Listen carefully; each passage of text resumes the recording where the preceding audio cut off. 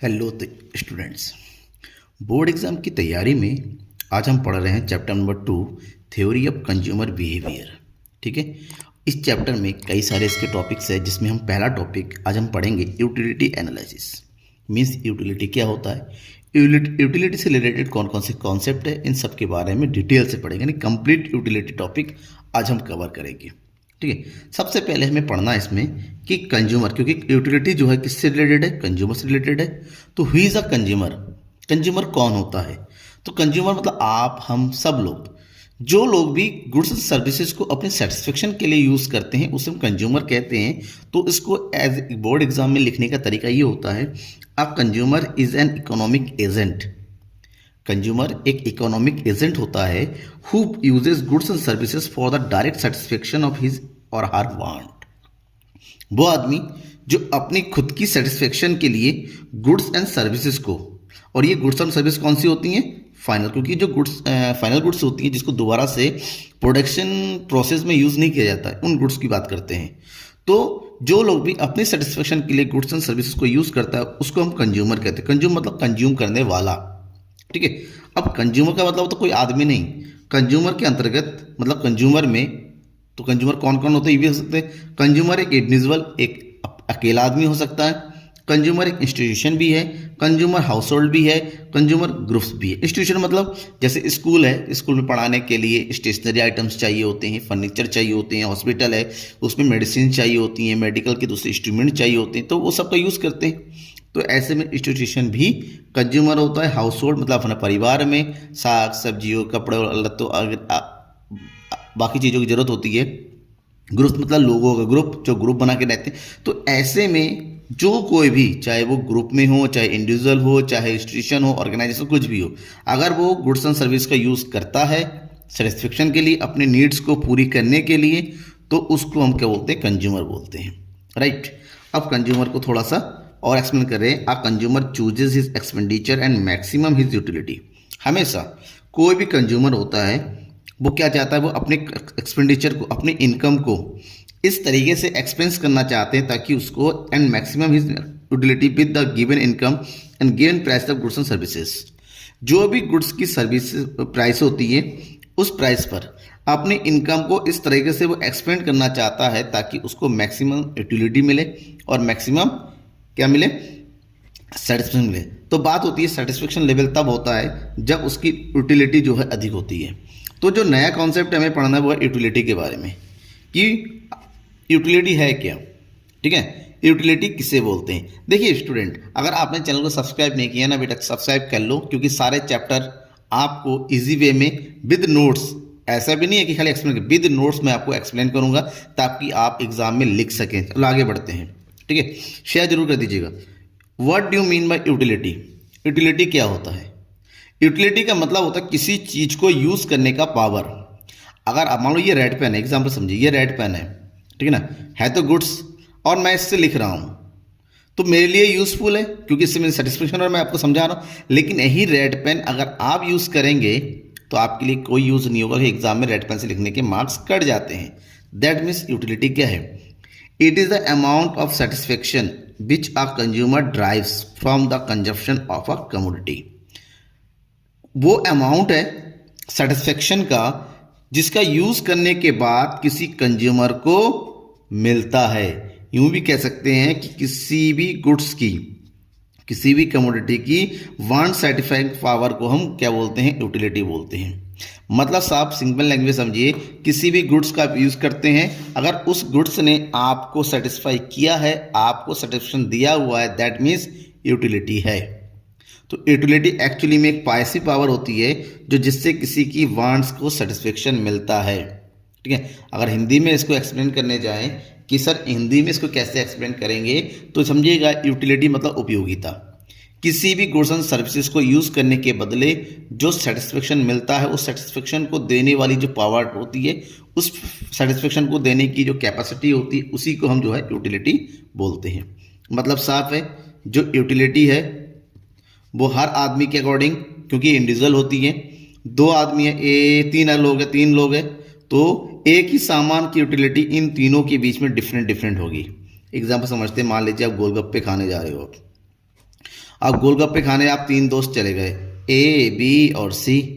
तो पहला गोलगप्पा खा पे ए को बड़ा मजा आया, बी को कहता है यार नहीं यार मजा नहीं, सी को कह रहा है बेकार गोलगप्पा बना, ऐसा थोड़ा ना बनाते। इसका मतलब गोलगप्पा वही है, इसमें कोई चेंज नहीं है, लेकिन यूज करने वाले बदल जा रहे हैं।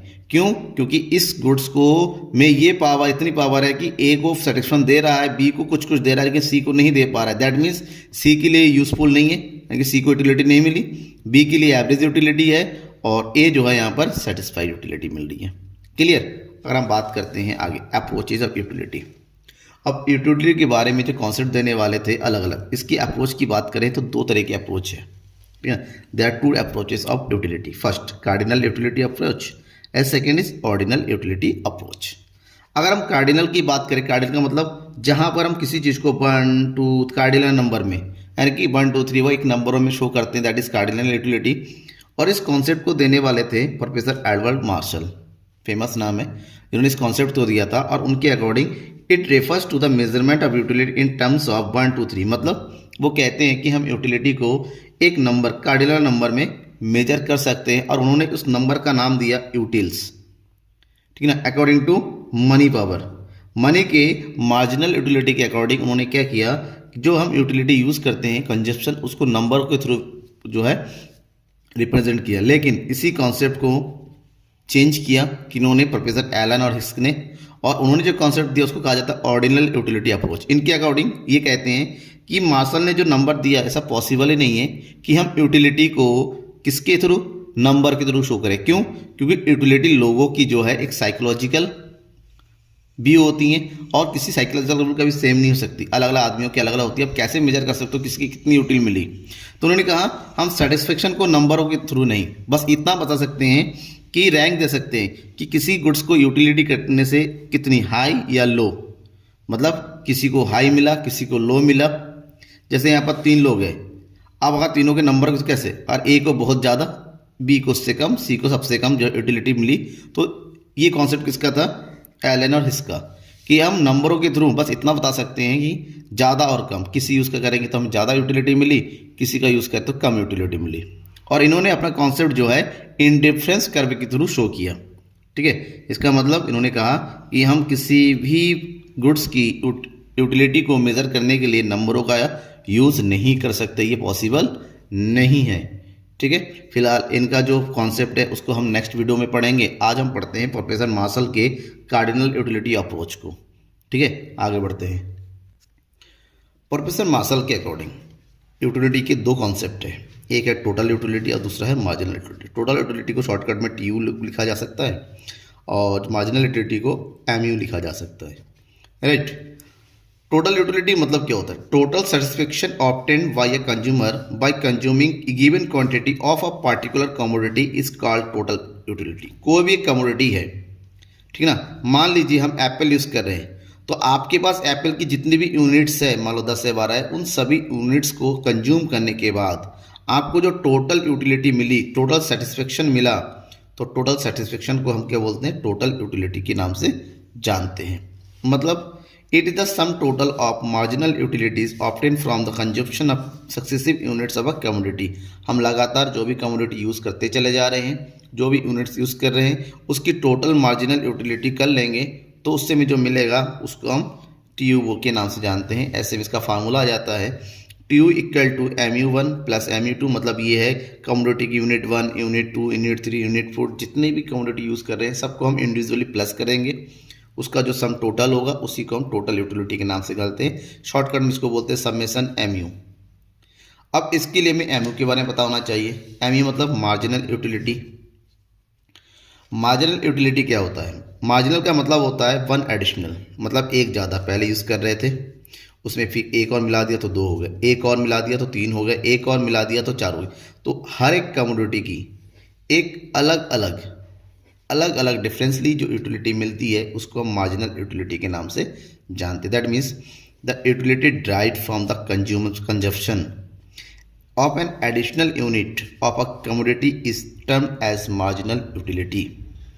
किसी भी कमोडिटी की जो एडिशनल यूज़ कर रहे हैं, अलग से जितना यूज़ करें उसके बाद एक बढ़ाते हैं, हर एक से हमें अलग अलग जो यूटिलिटी मिलती है उसी को हम मार्जिनल यूटिलिटी के नाम से जानते हैं। इसको हम यूज कर सकते हैं M equal to T U minus T U N minus one. कैसे? मान लीजिए फॉर एग्जांपल अगर इसके बीच में हम थोड़ा ग्राफिकल रूप में रिप्रेजेंट करें तो क्वांटिटी 1 2 3, क्वांटिटी 1 से हमें टोटल 100 मिला, क्वांटिटी 2 से दोनों का यूज करके, यानी इसमें 1 और 2 दोनों मिला हुआ है। 190, 3 से 270, 4 से 340। अब सबका अलग अलग निकालेंगे तो पहले यूनिट से टोटल यूनिटी और मार्जिन दोनों क्या होते हैं, एक जैसे होते हैं। फिर क्या करते हैं, टी यू से एम यू को माइनस करते, 190 से 100 को माइनस किया 90, 270 से 190 को माइनस किया 80, 340 से 270 को माइनस किया 70 और 400 से 340 को माइनस कर दिया तो 60। तो ये एम यू भी आ गया। अब हमें करना क्या है, हमें करना है इसको रिप्रेजेंट इस डायग्राम में। कैसे? सबसे पहले टी यू को 1 पर 100 तो ये वाला पॉइंट हो गया, ठीक है। 2 पर 90 ये वाला पॉइंट हो गया, 3 पर 70 ये वाला पॉइंट हो गया, ठीक है। 4 पर 340 ये वाला पॉइंट हो गया और 5 पर 400। अब हम क्या करेंगे, इन सभी पॉइंट को आपस में मैच कर देंगे लाइक दिस। ये ऊपर की ओर बढ़ता हुआ नजर आएगा, ये हो गया हमारा टोटल यूटिलिटी। वहीं पर एम यू शो करेंगे 1 पर 100 सेम, 2 पर 90, ठीक है, 3 पर 80, 70 और ये हो गया 60। इस पॉइंट को हम ज्वाइन करेंगे, ये नीचे को करता हो क्योंकि किसी भी कमोडिटी की सेम यूनिट का यूज़ करते चले जाएंगे, आपको मिलने वाला जो यूटिलिटी है वो कम होता चला जाता है हमेशा। भले ही टी यू बढ़ता हुआ नजर आए लेकिन एक्चुअली में ये होता है कि हमें घटती हुई संतुष्टि मिलती है, ठीक है ना। इस तरह आप ग्राफ में इसको रिप्रेजेंट कर सकते हैं। अब हमें पढ़ना है relationship between T U and M U. Total utility और मार्जिनल यूटिलिटी के बीच में क्या डिफरेंस है, क्या रिलेशनशिप है। अगर ग्राफिकल रूप में इसको रिप्रेजेंट करेंगे कुछ पॉइंट्स है। सबसे पहली बात तो यह है कि जब एम यू डायमेंसिंग मतलब एम यू जब माइनस होता रहता है, घटता रहता है, ठीक है ना, कम हो रहा है, उस टाइम से हमारा जो टी यू का जो बढ़ने का जो रेट होता है वो क्या होता है, ऊपर की ओर होता है, बढ़ता रहता है। लेकिन ये जो बढ़ने का रेट जो होता है वो घटता हुआ होता है, ठीक है ना, डिक्रीजिंग ऑर्डर में होता है, बढ़ता है लेकिन धीरे धीरे बढ़ता है। When M U become zero, जब एम यू हमारा जीरो होता है इस पॉइंट पर, तब हमारा टी यू क्या होता है, सबसे ज़्यादा होता है, हाई होता है। और जैसे ही एम यू माइनस में आने लगता है वैसे ही टी यू भी हमारा क्या होने लगता है, डिक्रीज होने लगता है, ये घटने लगता है। मतलब ये दोनों एक दूसरे पर डिपेंड करते हैं पूरी तरीके से और इसके 3 स्टेज बनाते हैं, फर्स्ट, सेकेंड और ये हो गया थर्ड। पहले एम यू गिरता हुआ है लेकिन पॉजिटिव में, तो ऐसे केस में टी यू बढ़ेगा, ठीक है ना, फर्स्ट ध्यान में रखिएगा। सेकेंड, जब हमारा एम यू जीरो हो जाता है उस लेवल को हम ये समझते हैं हमारा टोटल क्या है, यूटिलिटी हाई है, उसके बाद और ज़्यादा नहीं बढ़ेगी, उसके बाद एम यू हमारा माइनस में आ जाएगा और ये घटने लगेगा, ठीक है। इसके बाद जो सबसे इंपॉर्टेंट टॉपिक है जो एग्जाम में अक्सर पूछा जाता है वो है law of dimensing marginal utility. Diminishing marginal utility, dimensing sorry मैंने गलत बोल दिया, डिमिनिशिंग मार्जिनल यूटिलिटी, ठीक है। अब देखिए डिमिनिशिंग मार्जिन का मतलब होता है घटता हुआ, ये कम होता है, डिक्रीजिंग ऑर्डर में। हम सबको पता है अगर लगातार हम किसी भी कमोडिटी की सेम यूनिट को हम यूज़ करते चले जाएंगे, मान लीजिए, ठीक है, आप डेली ही पनीर की सब्जी खा रहे हैं, डेली पनीर की सब्जी खा रहे हैं, डेली शाम को डिनर में आपको पनीर की सब्जी मिल रही, पनीर आपको भले जितना ही पसंद करो लेकिन डेली नहीं खा पाएंगे। इसका मतलब धीरे धीरे मिलने वाला जो सेटिस्फेक्शन है, आपका इंटरेस्ट है, वो धीरे धीरे कम होने लगता। तो इसी बात को लेके प्रोफेसर एच गोसेन जो कि ऑस्ट्रिया के एक जो है इकोनॉमिस्ट थे, उन्होंने इस कॉन्सेप्ट को जो है इंट्रोड्यूस किया और उसके कारण इस कॉन्सेप्ट को हम फर्स्ट लॉ ऑफ गोसेन के नाम से भी जानते हैं। ये लोगों के बिहेवियर से जुड़ा हुआ, इसलिए डायरेक्टली इसको लॉ ऑफ जो है बिहेवियर ऑफ द कंज्यूमर भी कहा जा सकता है।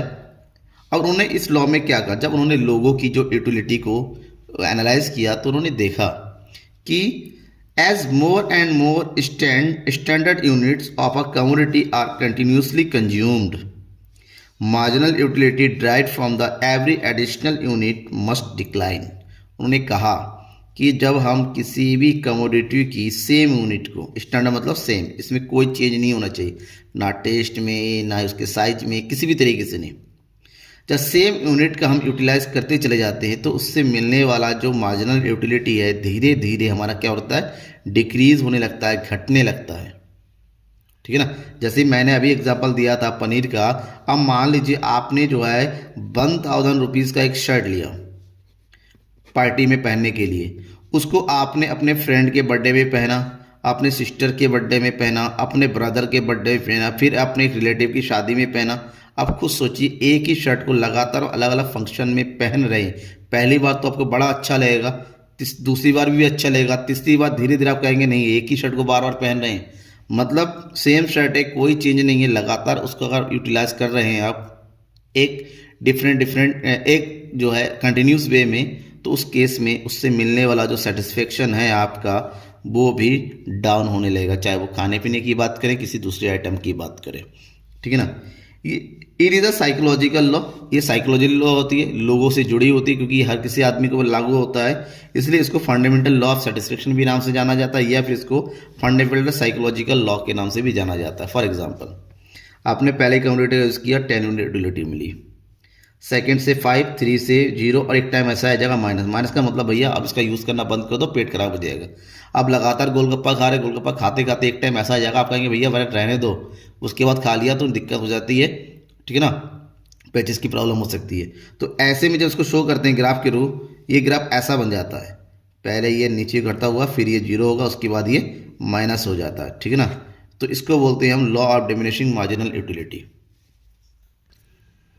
अब हमें पढ़ना ये है कि जो law of diminishing marginal utility कहते हैं वो कब कब लागू होता है, दैट मीन एजप्शन। एजप्शन पढ़ना जरूरी हो जाता है। तो एजप्शन की अगर बात करते हैं, सबसे पहले utility is measurable in numerical units like यूटिल। सबसे पहला है कि यूटिलिटी को एक नंबरों में शो किया जा सकता है, जिसको हम यूटिल के नाम से जानते हैं, और कॉन्सेप्ट देने वाले कौन थे, professor Marshall. Second point, standard and identical units of a good must be consume. जो भी कमोडिटी हम यूज़ कर रहे हैं उसकी जो भी यूनिट्स है वो स्टैंडर्ड होनी चाहिए, मतलब एक जैसी, उसमें किसी तरह के कोई डिफरेंस नहीं होना चाहिए, उसकी आइडेंटिटी चेंज नहीं होनी चाहिए, उसका टेस्ट, उसका साइज हर तरीके से क्या होना चाहिए, सेम होना चाहिए। नेक्स्ट है marginal utility of money is assume to be constant. हम ये मान के चलते हैं कि मनी का जो मार्जिनल यूटिलिटी है वो सेम है, अगर इसमें चेंज हो जाता है तो सेटिस्फेक्शन लेवल भी हमारा बदल जाएगा। इसलिए हम मान के चलते हैं कि मनी का मार्जिनल यूटिलिटी सेम होता है, कंजप्शन शुड बी कंटिन्यूस, और किसी भी कमोडिटी को जो कंजप्शन लेवल है लगातार होना चाहिए, कि नहीं आप पनीर आज खा रहे हैं, फिर एक हफ्ते बाद खा रहे हैं, फिर 2 दिन बाद करें, ऐसे नहीं। यहाँ पर हर काम कंटिन्यूस होना चाहिए। अगर आज पनीर की खा रहे तो कल भी होना चाहिए, परसों भी होना चाहिए। गोलगप्पे खा रहे तो लगातार ही नहीं कि थोड़ी देर बाद खा रहे, ऐसा नहीं है, कंटिन्यूस वे में होना चाहिए। Price of commodity remain constant, price commodity की प्राइस कम या ज़्यादा नहीं होना चाहिए, क्योंकि कम हो गया तो सेटिस्फाई हो सकता है, चलो थोड़ा और खा लेते हैं, ज़्यादा हो गया तो कम खाएंगे। ऐसे में हम ये मान के चलते हैं कि प्राइस में कोई चेंजेस नहीं होगा।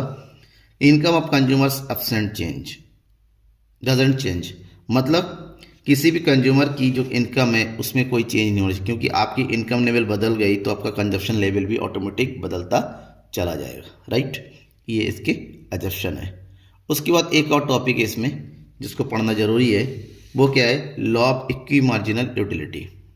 हिंदी में बोलते हैं सम सीमांत उपयोगिता का नियम। इस नियम को देने वाले वही सेम प्रोफेसर एच घोषण थे, इसलिए इसको सेकेंड लॉ ऑफ घोषण, उन्होंने यूटिलिटी से रिलेटेड 2 लॉ दिया, सेकेंड लॉ ऑफ घोषण। लेकिन इसको एक्सप्लेन करने का मेन जो है वो जाता है, ठीक है ना, से जाता है वो होता है प्रोफेसर मार्शल को। उन्होंने इस लॉ को बढ़िया से डिफाइन किया। उन्होंने ये कहा कि दिस लॉ स्टेट, ये लॉ कहता है that the consumer is order to maximum. देखिए पहले ये थोड़ा बुक की लैंग्वेज है, हर कोई कस्टमर ना होता, कंज्यूमर जो होता है वो क्या होता है ना, थिंकफुल होता है। वो सोचता है कि हमारे पास जो इनकम है वो हम एक ही गुड्स पे खर्च ना करके क्या करें, अलग अलग डिफरेंट कमोडिटी पर खर्च करें। तो जब डिफरेंट कमोडिटी पर खर्च करेंगे तो ऐसे में उसका सेटिस्फेक्शन लेवल वो बढ़ता है, और जो डिफरेंट कमोडिटी ए बी और सी का यूज़ करें तो उससे मिलने वाला जो सेटिस्फेक्शन है वो क्या होता है, इक्वल हो जाता है। फॉर एग्जांपल आप मेले में गए 100 रुपये लेके, तो मेले में 100 रुपये के लिए 100 रुपये के गोलगप्पे खा गए तो मज़ा नहीं आएगा, पेट खराब हो जाएगा। लेकिन 100 रुपये के अपने आइटम को 4 आइटम में बांट दिया, 25 रुपीज़ के हिसाब से हमने अलग अलग आइटम पे एक्सपेंस किया। इसको आपको अलग अलग आइटम भी मिल जाएगा, आपका सेटिस्फेक्शन लेवल भी बढ़ जाएगा, ठीक है ना, और आपका जो है MU होता है वो भी डाउन नहीं पड़ेगा। तो उन्होंने इस तरह से कॉन्सेप्ट में कहा कि consumer is order to maximise their satisfaction, हर कस्टमर चाहता है कि अपना सेटिस्फेक्शन क्या मैक्सिमम हो। Should spend their money income on 2 goods, तो उसको कम से कम 2 गुड्स पर अपनी मनी इनकम को खर्च करना चाहिए। मोर देन 2 गुड्स, उससे ज़्यादा भी हो सकता है। इन सच अ मैनर, इस तरीके से that the ratio of marginal utility of commodity B price become equal to the ratio of marginal utility of another commodity.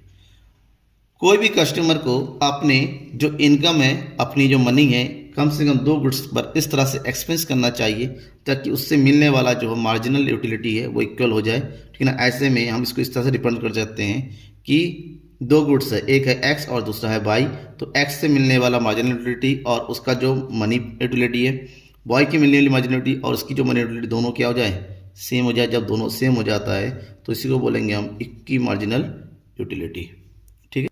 तो ये हो गया आपका कंप्लीट यूटिलिटी कॉन्सेप्ट। उसके बाद वाले वीडियो में हम आपको बताएंगे इसके आगे कॉन्सेप्ट इंडिफरेंस कॉन्सेप्ट, वो प्रोफेसर हिक्स और एलन के थ्रू दिया गया था, जिसके थ्रू कंज्यूमर के इक्विलिब्रियम पॉइंट को हम समझेंगे, ठीक है ना। और सब्सक्राइब नहीं किया आप लोगों ने अभी तक, सब्सक्राइब जरूर कर दीजिएगा और बेल आइकन को दबा के रखिए ताकि आपको नेक्स्ट वीडियो जैसे ही मैं अपलोड कर दूं आप तक नोटिफिकेशन पहुंच जाए। Thank you.